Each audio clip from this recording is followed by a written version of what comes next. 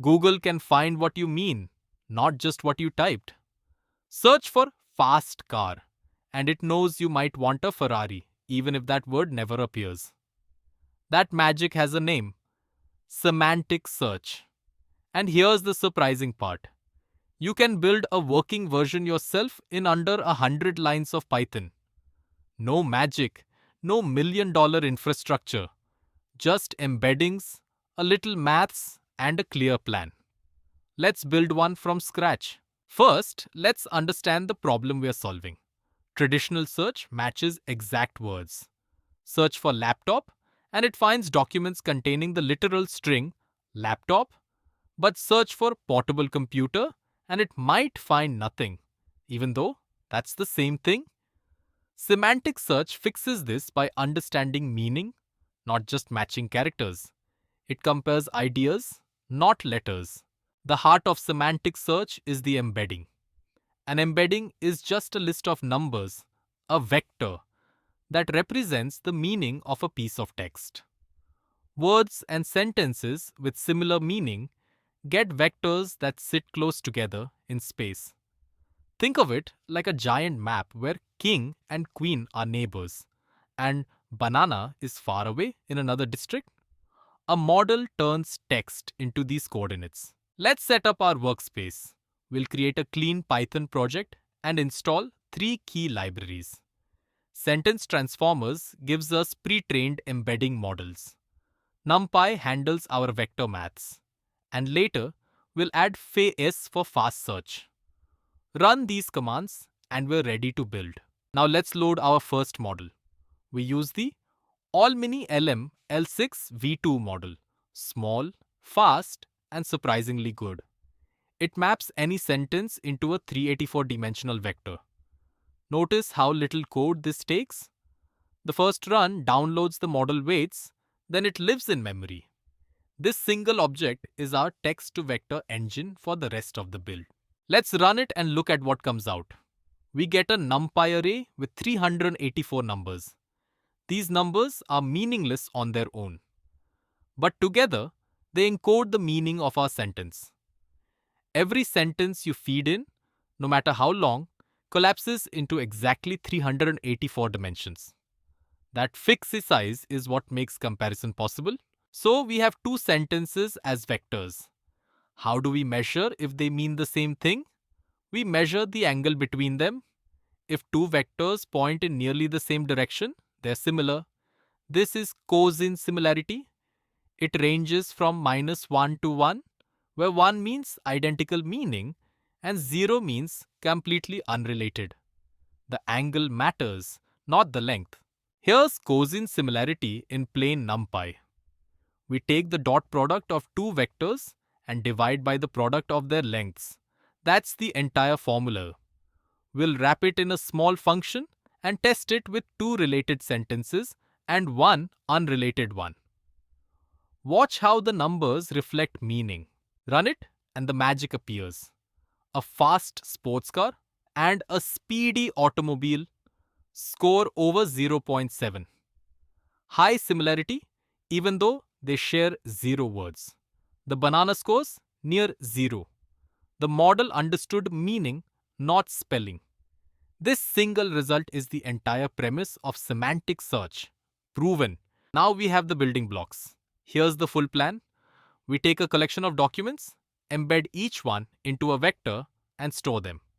When a query arrives, we embed it too. Then we compare the query vector against every stored vector and return the closest matches. That's it. Embed, store, compare, rank. Let's build each stage. Let's create a small corpus to search. In a real system, these would be product descriptions, support articles, or code docs. For now, a handful of sentences across different topics is perfect for demonstrating.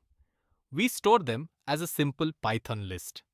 Later, we'll embed all of them in one batch, which is far faster than one at a time. Now we embed the entire corpus in one call. Passing the whole list to encode lets the model process them as a batch, using your CPU or GPU efficiently. The result is a matrix. 1 row per document, 384 columns each. we set convert nat dot numpy, so we get a clean array back. This matrix is our searchable index in memory. Time to search. The naive approach compares the query against every document vector, one by one. We embed the query, compute Cosine similarity against each row, then sort by score. We use NumPy's argsort to get the indices of the highest scores. This brute force method is simple and perfectly fine for small datasets. We'll see its limits soon. Let's test it with a query that shares no words with any document. We search for a quick automobile. Watch what comes back. The Ferrari and Tesla sentences rise to the top, even though neither contains the words quick or automobile. The cooking and space sentences sink to the bottom. Our engine understands intent. So why not stop here? Because brute force compares against every single vector. With 8 documents, that's instant. But imagine 10 million product listings on an e-commerce site like Flipkart. Now every query touches 10 million vectors. That's slow and expensive. We need a smarter way to find nearest neighbors without checking everyone. This is where FAISS comes in. Built by Meta, FAISS is a library for fast similarity search over millions of vectors. It builds an index structure that lets you find approximate nearest neighbors in a fraction of the time. We trade a tiny bit of accuracy for enormous speed. For most real applications, that trade-off is absolutely worth it. Let's rebuild our index with FAISS. We create an index flat IP index. IP stands for inner product, which equals Cosine similarity once vectors are normalized. So first, we normalize our document vectors to unit length, then add them to the index. FAISS now holds our searchable structure. Notice we pass the embedding dimension 384 when creating it. Searching is now a single method call. We embed and normalize the query, then call index search, asking for the top k results. FAISS returns 2 arrays, the similarity scores and the document indices. We map those indices back to our original text.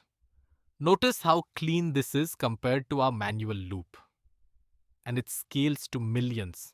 Let's confirm FAISS gives us the same quality results. We run the same automobile query. The Ferrari and Tesla sentences come back on top again, with nearly identical scores to our brute force version. We kept the accuracy, but gained the architecture to scale. That's the win. Real documents aren't single sentences. They're long articles and PDFs. But embedding models have a limit, usually around 256 to 512 tokens. Feed a whole document in, and the model truncates it, losing most of the meaning. The fix is chunking. We split long text into smaller passages, embed each one, and search at the chunk level. Here's a simple word-based chunker with overlap. We split the text into words, then slide a window across it. Each chunk holds a fixed number of words, and consecutive chunks overlap slightly so we don't cut a sentence's meaning in half at the boundary. Overlap is the secret to good retrieval. It keeps context intact across chunk edges. When we chunk, we must remember which document each chunk came from. So alongside the FAISS index, we keep a parallel list of metadata, the original text and its source. The FAISS index position and the metadata list position must stay perfectly aligned.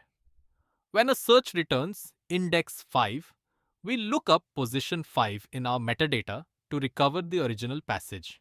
Now when we search, we get back the most relevant passage plus its source document.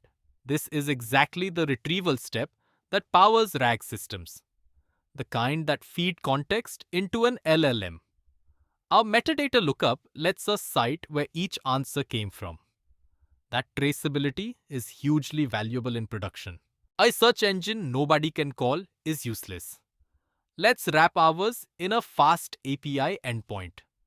We load the index and model once at startup, then expose a get route that takes a query string and returns JSON results. Loading the heavy objects at module level, not inside the request handler, is critical. You never want to reload a model on every request. Let's launch it with UICon. The server boots, loads the model into memory once, and starts listening on port 8000. Now any client, a web app, a mobile app, another service, can hit this endpoint. Our research project just became a real service. Let's hit it with curl. We send a query as a URL parameter and get clean JSON back, ranked by relevance. Each result carries its text and similarity score. This is the same engine we built from Cosine similarity, now serving real HTTP requests.